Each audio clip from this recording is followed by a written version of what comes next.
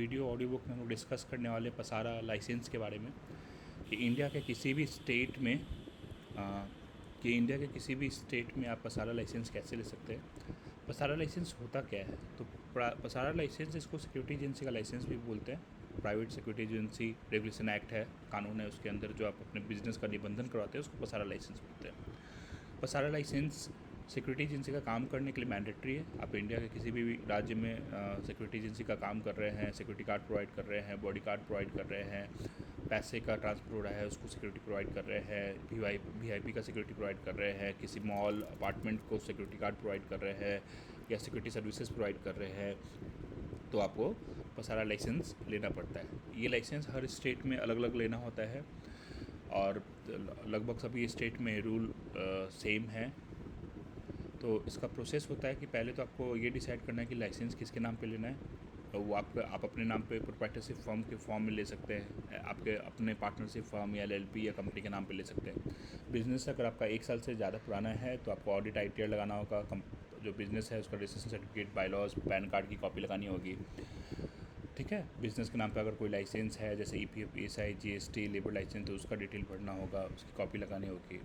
इसके अलावा जो मालिक है बिज़नेस के, उनका pan card, Aadhaar card, voter I card, passport size photo देना होगा। इसके अलावा जहाँ पे ऑफिस दिखाइएगा सिक्योरिटी एजेंसी का, उसका बिजली बिल, किरायानामा, ऑफिस का फ़ोटोग्राफ, फिर उसका लोकेशन बताना होगा।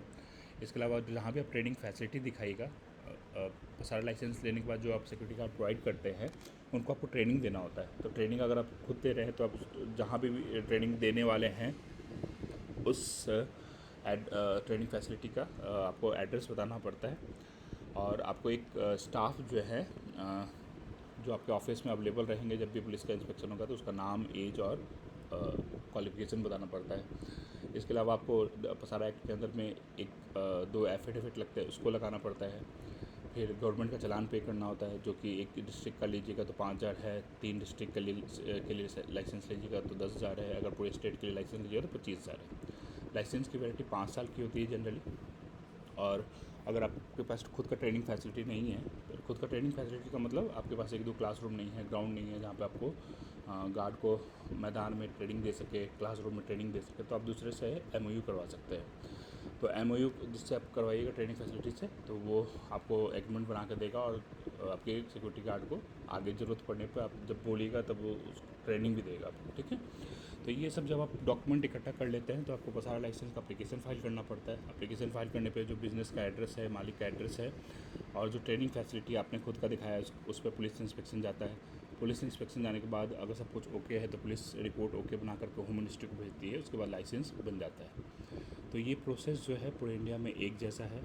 हाँ, अगर आपका ट्रेनिंग फैसिलिटी आपने खुद का नहीं दिखाया, किसी और से एमओयू करवाया है और वो ट्रेनिंग फैसिलिटी पसारा डिपार्टमेंट में रजिस्टर्ड है, तो वहाँ पे पुलिस का इंस्पेक्शन नहीं जाता, सिर्फ मालिक का एड्रेस और बिज़नेस के एड्रेस पे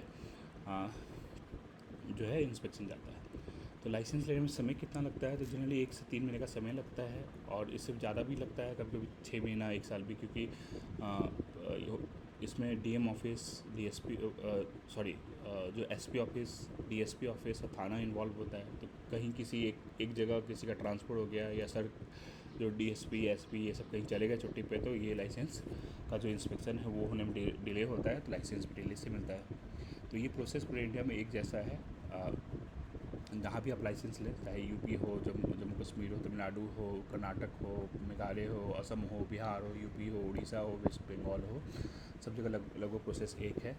आपको अगर पूरे इंडिया में काम करना है तो आपको सारे स्टेट में एक ऑफ़िस खोलना पड़ेगा, फिर उसके बाद सब स्टेट में अलग अलग लाइसेंसेस लेनी होंगी